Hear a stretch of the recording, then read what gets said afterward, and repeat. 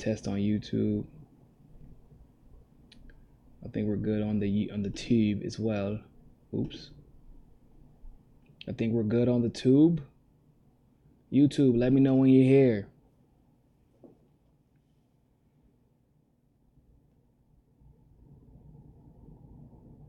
Are we good on the tube? I see we're good on the book. Oh, please share, by the way. Please share this video. I'm sure that goes without saying, but yeah, I've been working all day. That's why I sound really tired right now, because I am tired. I gotta get up at like 5 o'clock in the morning too.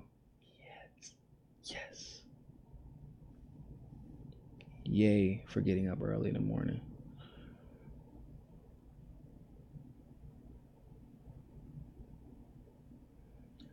What's everybody else doing? Who else we got on here? I got see Deborah, Luna. Wow, it says that nobody's watching my YouTube video, but 4 people have commented. That's kind of weird. Mama Alaska says she's from Juneau, Alaska. Wow. I didn't know y'all had internet in Alaska. I'm just joshing. Who else do we have?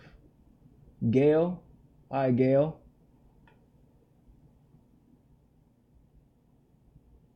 I see Linka's here.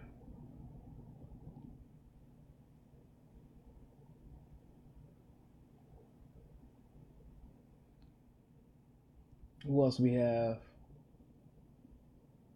Man, it's kind of hard to. I can't even find my live stream on my. Whatever. That's cool. Who else do we have? I need some. I need y'all to share my this Facebook. Facebook has not been sharing this video. That's all I'm saying. I only see 30 people watching. Hey Kathy, how are you? YouTube, y'all supposed to be sharing too. What's going on? We're gonna get started here in a couple of minutes, and nobody even knows we're live, baby. This is not the caption. I don't know where that caption came from. We live, baby. We're about to get started here shortly, everybody. No worries.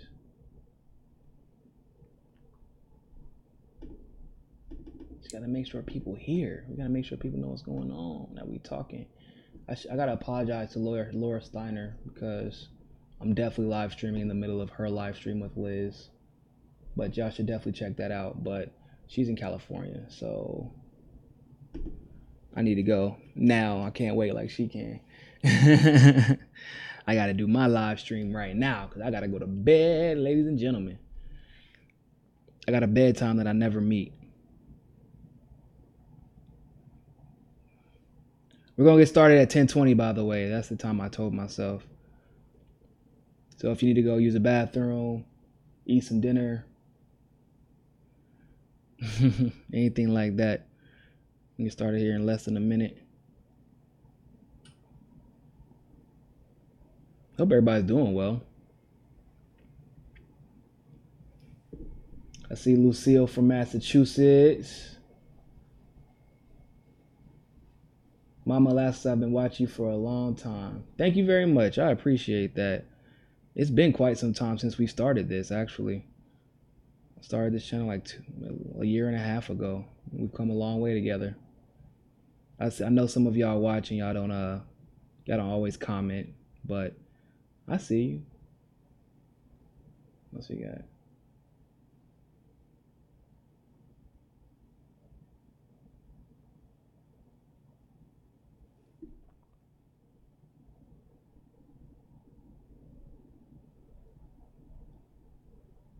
Nice. All right, we're about to get started here.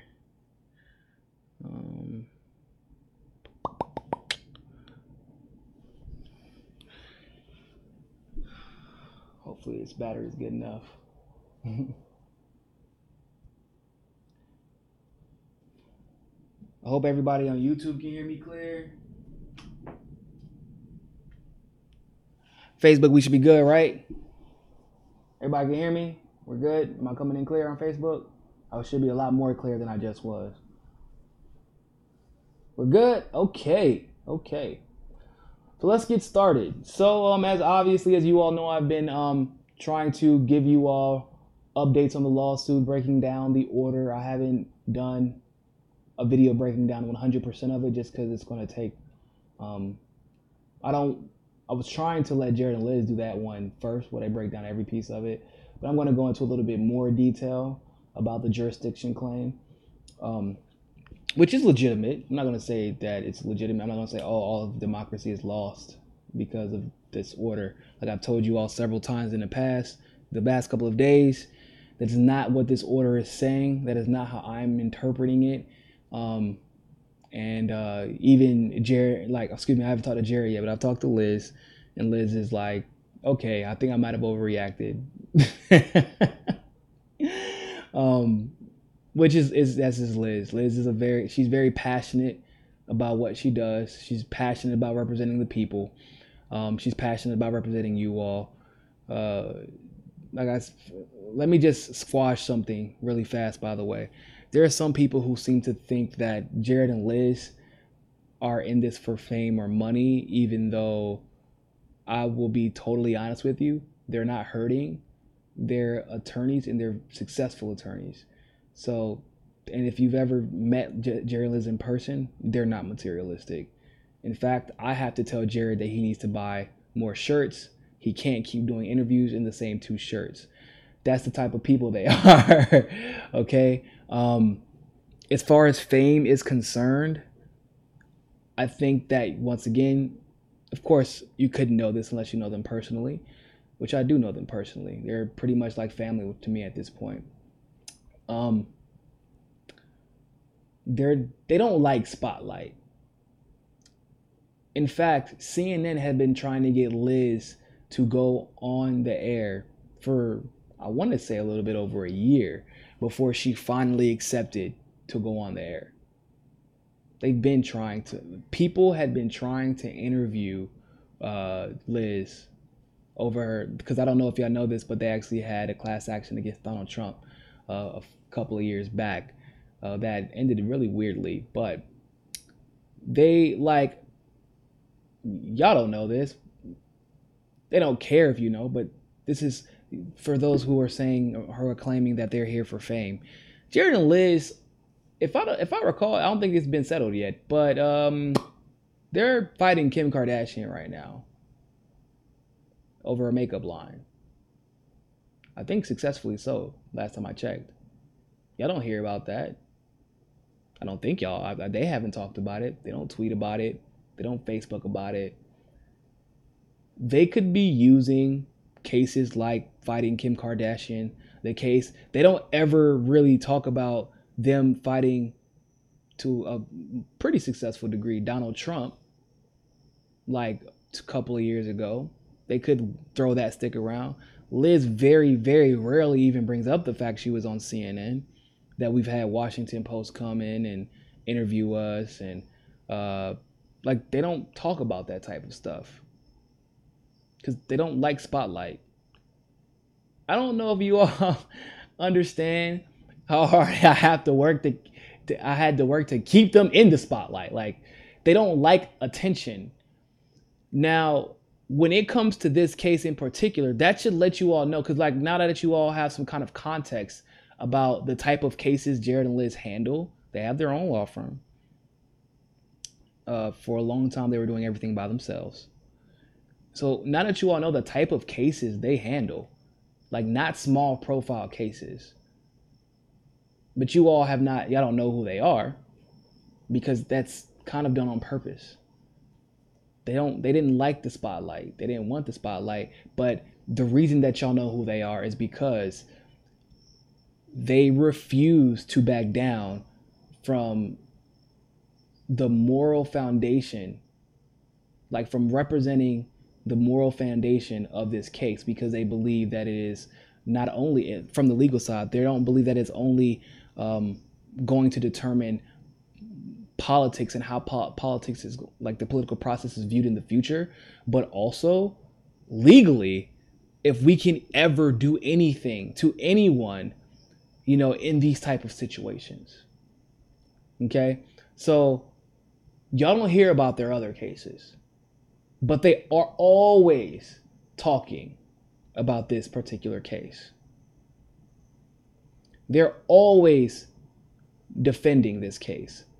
They're constant, and people say, "Oh, they could have got this right the first time if they weren't on Twitter." What do you think about this? They have cases after cases after cases. They are in another case in the northern part of Florida. Another one of our co-counsels has another one in the Panhandle. They do several cases here, and all they talk about all day on social media is this case, because that is how dedicated they are to making sure that you all are not only represented by someone who has the legal capacity to do so and to have the expertise to do so and do so successfully. The legal process is indeed that. It is a process, and corporate attorneys are admittedly good at finding ways to technically temporarily get out of things. But understand that these technicalities are often conquered. So, but they feel like they have a moral obligation to represent you all on this case. They are absolutely refusing to allow me to fundraise for them. They are refusing your money at every single turn. They don't want it. They think you could spend it better than they could. I mean, granted, they're representing you, and their time is indeed their money. And think about this. If they're spending all of their time, all their effort, all their energy fighting this, not only in the legal atmosphere, but in the social media world and in the political atmosphere as well, that's time and energy they're taking away from their other cases that would be finished, much quicker than what this is going to take. You heard of their income, and they have families. But they feel that this is what they have to do for you all. And they are absolutely refusing to take your money. Liz literally tells me every time I try to fundraise for them, they tell me every single time, no, we can't. No, we don't feel comfortable. But I'm like, Liz, what do you mean you don't feel comfortable? You're doing a job and you're trying to pay the bills. Like, you have a family. We'll figure it out, Niko. Don't worry about it. We'll come up with another method. Like, that's the type of people they are. So it's a little bit bothersome for me when I have to hear people or I see the messages, because they don't bother me with a lot of that, the little stuff. But when I see the messages from people talking about they're arrogant, they're frustrated, I want you all to understand something. Liz and Jared both have their past. Liz has a very troubled past. I'm not going to detail all that, but to assume when you see someone who normally is even killed, like this is not like, these aren't like two random attorneys. We're talking about a Yale grad and a Harvard grad.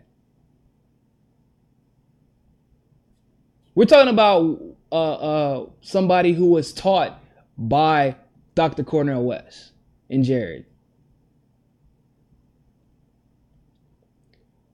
So when it gets to a point where you're feeling emotionally defeated, legally defeated in this sense, on top of people trolling you,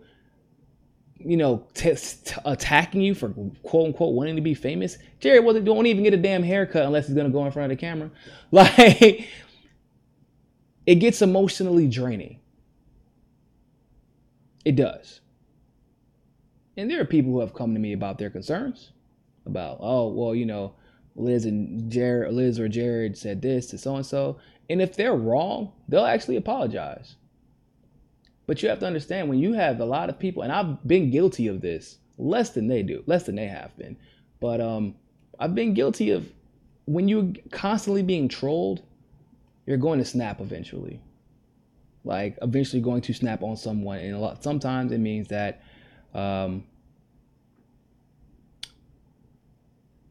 sometimes you just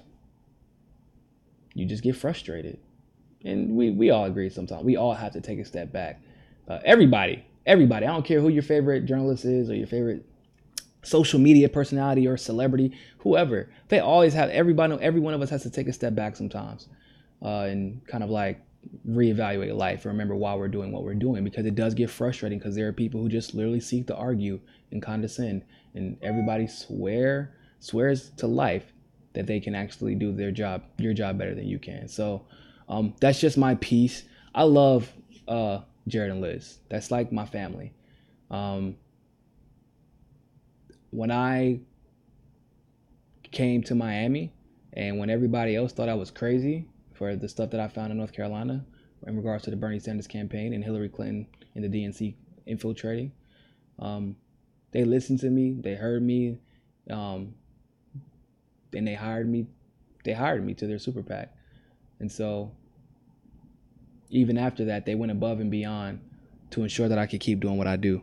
And so I really can't thank them enough. These are some of the most good-hearted people I've ever encountered. They do everything for their family.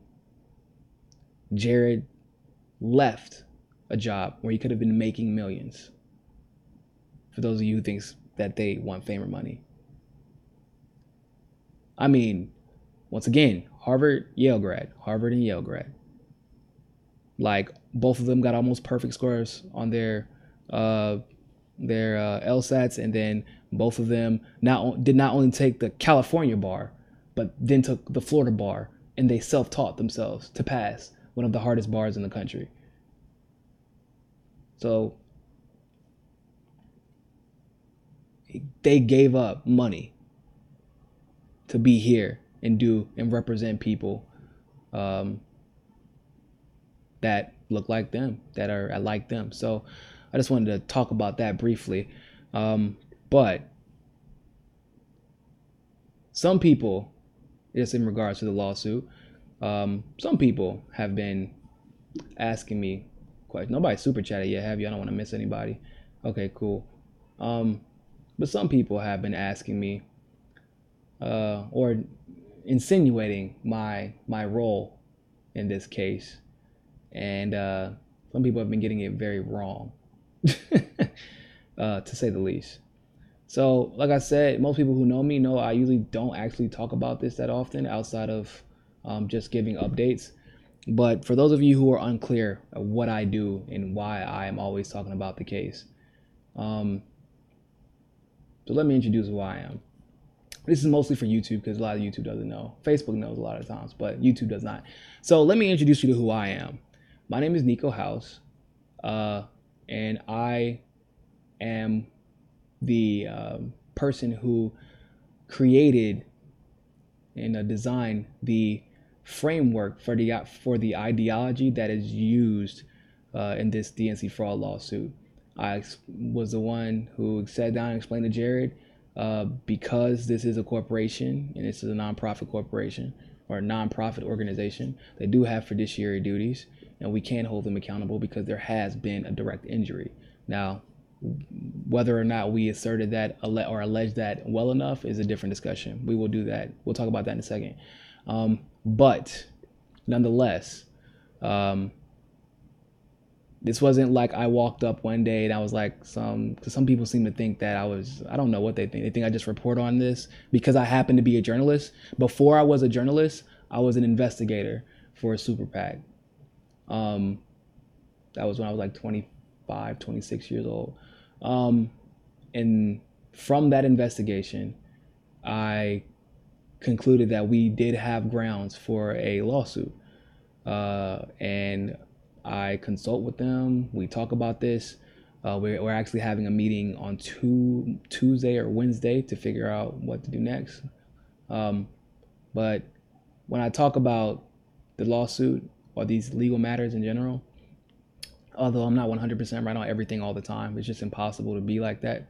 But I know what I'm talking about. I'm just, I don't know how else to put it. I know what I'm talking about. There are a lot of people out there who claim to know what they're talking about. There's a lot of people out there who claim they know what happened with this lawsuit and There are a lot of doubters, you know, the ones who swore up and down that we had no idea what we were talking about, and really we're right. Like the ultimate, there's two stories to this dismissal order. Fraud was committed. It's very clear that it was committed. And or three, fraud was committed. The second is that we didn't show well enough that this particular court is the court that should be handling this case. And then three, the fact that it was without prejudice, which means we can refile. We just have to restructure the arguments, that's really easy, to be totally honest with you. And I will hopefully have some part in, no, not hopefully, I will have some part in constructing those new arguments. But so I'm going to go over this case a little bit and just touch a little bit on what I was talking about earlier, but go into a little bit more detail about the jurisdiction issues.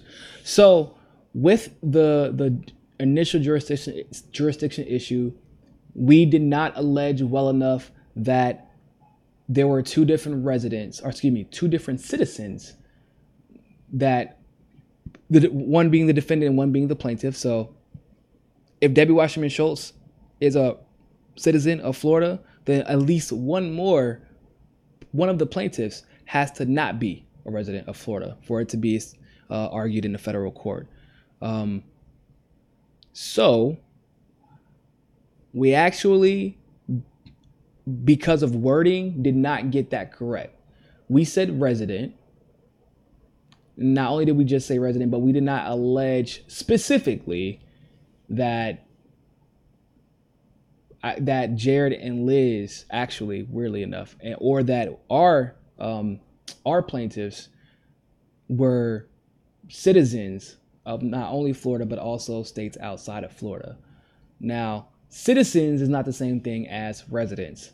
I know the legal system sucks when it comes to stuff like that, but there's a rhyme and reason behind it. So I get that. The other jurisdiction issue we had was that, like I said, it wasn't that our facts were wrong. It wasn't that our case wasn't strong enough. Like some people would have you believe. It wasn't that the case wasn't strong enough. But in a dismissal hearing, you do have to establish jurisdiction, which we spent so much time, honestly, arguing against the DNC's nonsensical. I think I'm pretty sure all of us were like, what? You can't know. And because of that, we got distracted from the jurisdiction issue, which is a legitimate issue. So we didn't connect strongly enough the injuries of our people, the plaintiffs, and then how they were directly involved in that. And we also did not establish whether or not people knew that charter existed and that they acted unfairly, which we all know that the charter existed. We do know that they have to act impartially. It was one of the most, we all knew that. Like, that's why people were like, what the hell? So yeah, and we know that. But once again, we have to link the fact that the plaintiffs did know this before. We have to legitimately allege it, and make that link. Now, some of you may be thinking what I am thinking, which we're kind of the only one I haven't talked to is really Jared yet. But we think that that's something that should be debated in court, in the actual trial. But it is a technicality that could have screwed us later. Once again, these are technicalities. The judge says specifically, this has nothing to do with the merits of the case.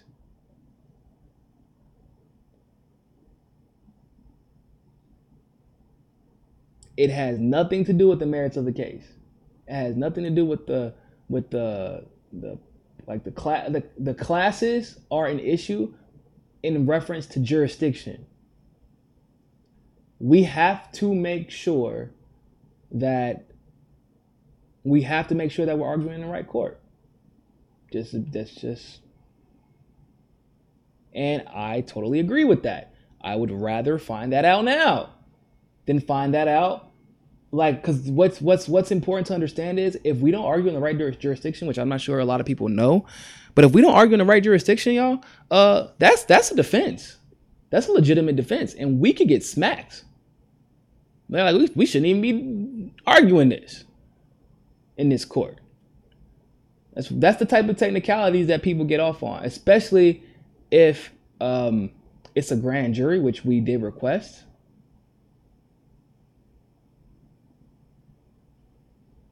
If that judge doesn't have jurisdiction and they argue that successfully, or that court, I should say, doesn't have jurisdiction, they argue that, we can get beat on that. Or at least they can appeal, and the process would take forever. So we need to understand, I think, the difference between all is lost, democracy has failed. We're not happy with the outcome, of course. And let's be clear, I don't even necessarily agree with everything he said, because Jared actually did a fabulous job linking a lot of the things that he claimed that Jared did not link well. However, Jared really has to only get 2 of those right, or I should say we have to get 2 of those right. This is a certain criterion. You have to meet at least. That's how it's minimum criterion. And we're back in the ball game. All right. With that being said, we are going to meet this week. Me, Jared, Elizabeth, Colin. We're going to game plan. We're going to figure out how to move forward, which route we should take. And we're going to win us a fucking lawsuit. It's not over, ladies and gentlemen. It's not over. It's not over. We're just getting started. What we have seen from this order is these are the holes. You just simply have to fill them. It's legitimately that simple. These are the holes. Fill those up. Come back to me. That's why it was without prejudice. Holes, fill them up, bring it back. Let's talk about this again. It's a process, all right? Once again, I can't stress enough, don't let people just get y'all discouraged, because I'm not saying don't be angry and don't be outraged. No, please be that. I'm not saying don't boycott the DNC, because please do that. Boycott the hell out of them. But at the end of the day, this is everything for us, because this is not about the DNC. This is not even about Debbie Wasserman Schultz. It's not about Hillary Clinton, but it's everything to do with what this case represents for us going forward. For those of you who have been following my videos for a long time, I have said pretty consistently, the Supreme Court is the most important thing about this entire election, because y'all know how I feel. Racism was going to be here regardless of Trump won or Hillary Clinton won. It was going to happen. Poverty was going to be here, probably worse if Hillary was here, to be totally honest with you. Poverty was going to be here regardless. Renewable energy was not going to be attained regardless. It was not going to be pushed, I should say. Pharmaceuticals were still going to be expensive. Healthcare was not going to be fixed. But the one thing that we could control, at least to some capacity, is the degree of accountability we could hold people to. If Hillary Clinton got that Supreme Court seat, we would be screwed right now. Because now that we know how the corporate lawyers are going to play, and we, like I said, we were kind of aware of this, this is going to get appealed. And it is going to be, if it's not them, it's going to be us. If it's not us, it's going to be them. And it's going to likely get to the Supreme Court. What they decide to do with it from there, we don't know. But we have a much better chance of surviving that Supreme Court hearing to figure out if they're going to hear it or not. Because Hillary Clinton was not allowed to put establishment judges in place. Establishment corporatist judges in place. That were on her payroll. Because it really comes down to this. It's not just about our case. There are a lot of cases. I still have to do more research on this, but there was a RICO case just filed in Georgia, right? With Donna Brazile, Hillary Clinton, Debbie Wasserman Schultz, Imran Awan. Like, these cases are at some point going to touch the Supreme Court. At some point. Unless multiple people file in multiple states, which I strongly encourage you all to do even for this. But if that got to the Supreme Court with a bunch of corporatist Democrats, yeah, impartial. Yeah, right. The Supreme Court is rarely, if ever, impartial. We would have been done. There would be no accountability. Everybody would be walking off scot-free. They were just like, send him up. Go ahead, send it up. We got him. Let's kill that real quick. Don't need that, right? So it was very important, really, for us to make sure that Hillary Clinton isn't the one who's going to be able to decide the outcome of all the cases that are essentially against her. That's a huge conflict of interest, don't you think? It is. So it almost makes you wonder if there's some like legal precedence to ensure that she couldn't actually appoint Supreme Court judges because she has so many pending federal cases against her. I feel like that should, or at least either against her or directly tied to her. I feel like that might be something to talk about or figure out. So I want to go on to the next thing I want to talk about. Trump pardoning, what's his name? Sawyer? I always forget his name. I try not to remember horrible people. Let me see. What's his name? I know somebody knows. What's my chat say? What's his name? The sheriff that was pardoned? Royo?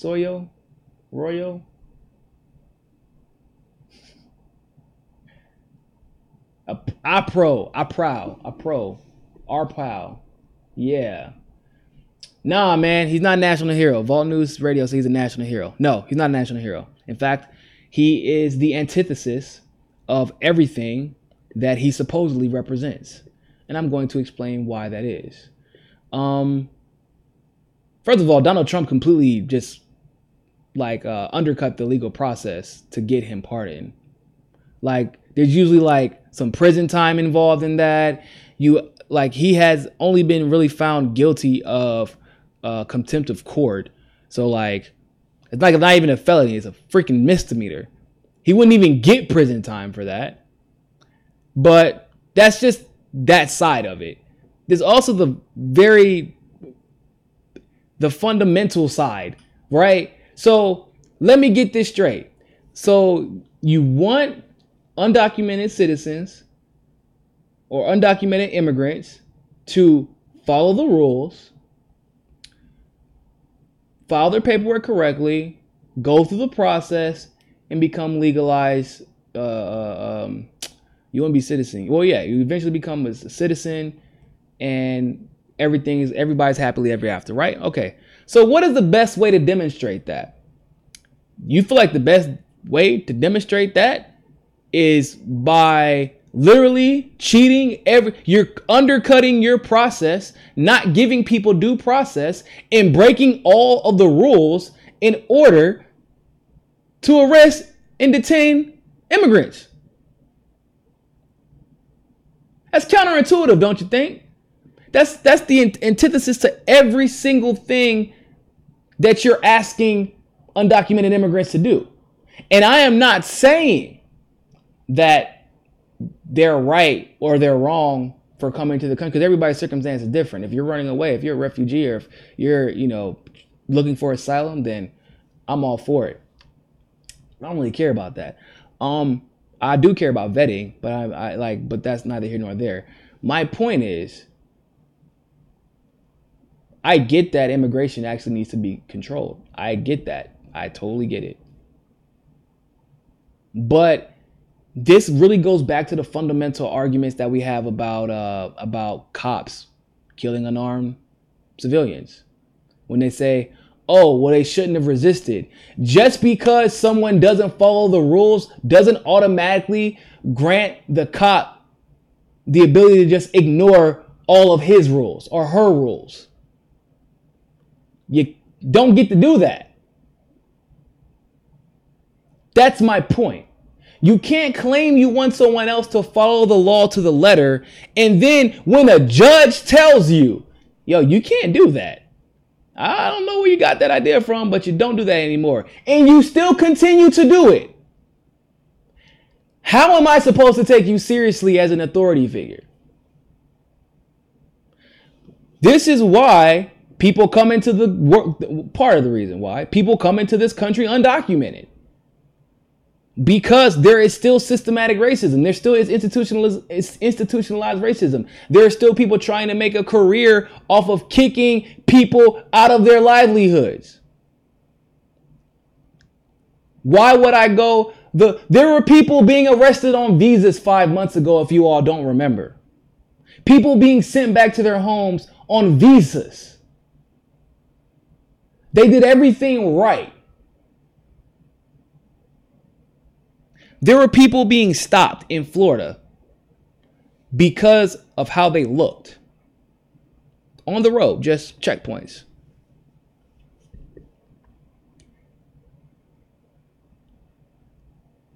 So Vault News says, and I'm sure he's not being, he's not being like petty when he's saying this, but he says that this is the same media that's lying.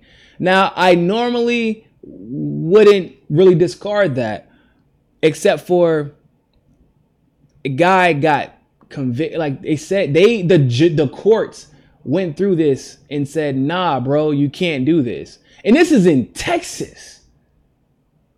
And like immigrants have the most favorable courts, because they didn't say, no, don't do your job.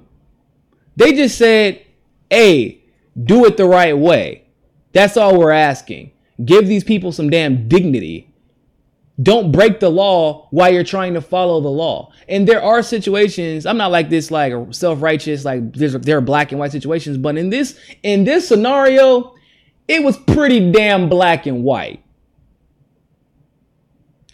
If you want people to follow the law to get into the country, maybe you should do your job to follow the law if you're in a position to kick them out of the country. I feel like that's a pretty simple request. And once again, the reason why it's important that we recognize the detriments of this is because going forward, we still have to deal with just the side effects, if you will. That means there are going to be more people being killed in the street, shot like dogs. Because Trump just said, nah, man, as long as I feel like you're doing your job, it's all good. You can kill them people. You can hold them people with no bail, just deporting whoever the hell you want to. Come on, man. It's not okay. I'm sure that maybe at some point the media has probably exaggerated or lied about some of the things he did. But at the end of the day, the courts said, yo, they didn't even prosecute him. Like, they could have prosecuted him before all of that.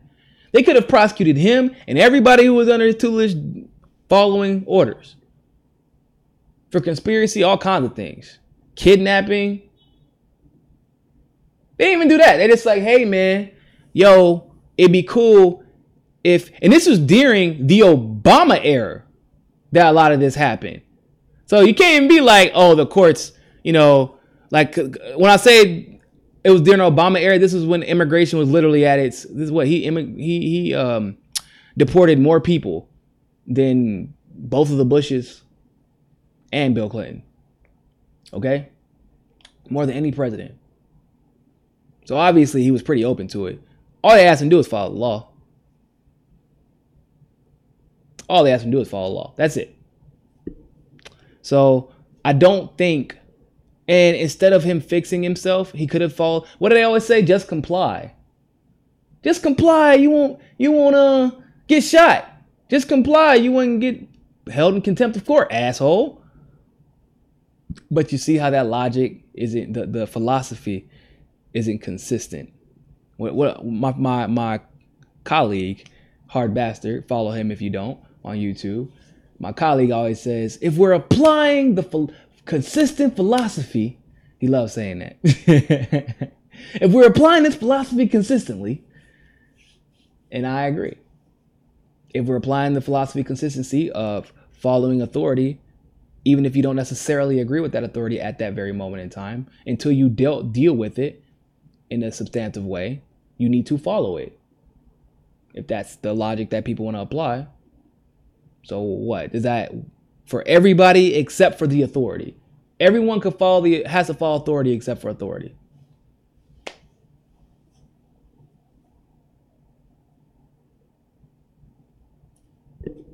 I'm just saying. I'm not saying the dude's evil. I don't know him like that. I haven't heard firsthand accounts yet. I'm just speaking strictly from the pardon. From the aspect of Donald Trump getting involved in something like that. He should not have. That's my point. I doubt the dude's he's not a freaking patriot because he ships human beings out of the country. Like, trust me when I say that this country has always been good at pretending like they love immigrants as far as the left is concerned. They pretend like they're very accepting of immigrants, but they're not really. Depends on what you look like, to be totally honest with you. If you go to New York, you can slide through there. You can be an immigrant in New York, be illegal and undocumented, and nobody will say anything to you. You go to Texas, they don't favor immigrants heavily in Texas. Okay? So we can't pretend like, they're just trying to screw him. Even if they were, he can't just ignore the courts. You go through the correct proceedings, you appeal, and then you go forward. If authority wants people to respect authority, then they have to do a good job of exemplifying the respect of authority that they want us to respect. Right? I think that's a pretty fair request. The last thing is, there's some great news, man. So in South Carolina, a BLM activist and I won't say white supremacists because they said that they're not, so we're gonna have to take their word on that. But a couple of different groups met in South Carolina, had a sit down. Obviously, ideology is completely and totally different, right? And they didn't have some aha moment and they didn't kumbaya. But at the end of the day, they all said, you know what? As long as you all aren't preaching violence and aren't preaching supremacy, because that was a rule, everybody, that includes BLM, because there are some BLM members who do say some pretty black supremacist type of things. They threaten all white people and things like that. And that's not okay either.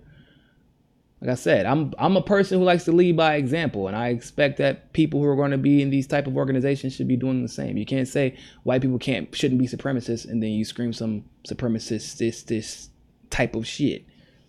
So they met and they hung out and they all agreed over some lunch that, hey, we all have the right to march. We all have the right to free speech. We all have the right to protest, and no one should be getting hurt because of their personal views if it doesn't directly harm someone else. These weren't Nazis that they were meeting with, by the way. Everybody's a Nazi now. It's kind of weird. That's a narrative that I hope changes soon, because I'm pretty sure 90% of the country are not Nazis. I'm almost 100% positive. 99% of the country is probably not Nazis.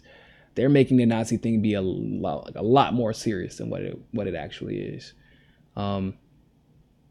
So I think that that's some pretty good stuff. It warmed my heart. It did, because y'all know how I feel about racism. I feel like racism is a lot more complex than what people think it is. I feel like when you're talking about racism, you're talking about your tradition. You're talking about breaking away from everybody that you've ever known and everybody that you've ever loved. I'm talking about overt racism, right? I had a friend who was from Alabama, was part of the Harrison family, which is one of the richest families in the South. His entire family is racist. Went through depression because after he said that he was not going to be racist anymore and that he condemned the way they treated black people and talked about black people, he lost all his family pretty much. That's a hard thing to deal with. It's like any other type of tradition, like leaving Christianity for some of these people. I don't excuse it, but I damn sure understand it. And I will always do my best to empathize. Because I have my cultural biases. You have yours, I have mine, everyone does. We're all limited by our experiences. And only by opening up a dialogue, like what we saw in South Carolina, will we be able to conquer our differences. And hopefully, eventually, humanity will reign supreme. And it won't have to be black, white, whoever, right? Thank you all so much for watching. Tomorrow's going to be a good day. I had like a lot more shows I planned on doing tonight and putting up, but I think I'm going to save them for the week. Thank you all so much for watching. I'm going to do some more updates about the lawsuit throughout the week. Like I said, the game plan is going forward. Liz, Jared, Colin, and myself, we're going to figure out what we're going to do, how to close those holes, the technical route we're going to take, whether it's going to be we're going to appeal or whether or not we're going to refile after some adjustments. But don't worry, fight's still on. All right, we ain't going nowhere. It's okay. Thank you all so much for watching, though, and always remember, find your balance. And if you can, donate to our One Follow $1 campaign on Patreon. We are almost at our goal of $1,000. If you're on Super Chat, you just want to do a one-time donation, you can just use the Super Chat to do a one-time donation. So all greatly appreciated. Or if you want to go to a PayPal account, it's nikoforthepeople@gmail.com. Super easy. Just Niko, Niko, for the people @gmail.com. You can find me on PayPal through that email address. Thank you all so much. It's always a pleasure. I love going live with you all. I literally always was going live on Facebook, but on YouTube, this is like my first time going live with you all so much. And I actually really love the conversations because on both Facebook and YouTube, I have so many different voices, like progressives and conservatives. And I swear to you, I was kind of ignorant. I think all of us were probably before this election, and to a large degree, of how much we all align and really want the same things. We really, for the most part, do want the same things. And although we have different methods and different paths to how we believe those goals can be achieved, like by and large, we all want to see the establishment gone. We all want to see the deep state gone. We all want to see race legitimately stop being an issue. Now, whether or not it is still an issue is debatable, but all of us want race to be a non-factor. All of us want to be judged on our merits. All of us. All of us want better education and health for our children, for our families. All of us want someone to love. All of us want to love somebody else. All of us want to see our politics fundamentally change so that the people that are in office actually represent us. I think for the most part, even the people who are trolling and pretend to be haters on YouTube, they're not like that in real life. I think that our goals and our passions are much more and are much stronger than any type of cultural divide or political divide. I think for the most part, for most of us, I truly hope that many of us will meet in person one day. If I ever ran for office, I always said, or when I run for office, like when I run for president, I'm definitely going house to house so that I can talk to people. Like I just want to go into Republican houses and be like, look, man, what's going on? Let's talk. Let's sit down. You know, I want to go into progressive houses and say, I mean, yeah, of course, talk about progressive issues, but talk about, listen, this is a disconnect between you all. This is what they think, and this is why they think that way. Now, if we could just conquer that barrier, then when we go forward together, we can finally get to what really needs to be done, which is taking out the deep state, taking down the establishment, and taking down and breaking down these barriers. So thank you all so much. I just had to say that. I know I go on these tangents at the end of every show, but I can't help it. Y'all get me motivated. Y'all make me excited. We all got to work together. For those of you on Twitter or on YouTube, make sure you follow me on Twitter. It's listed on the description.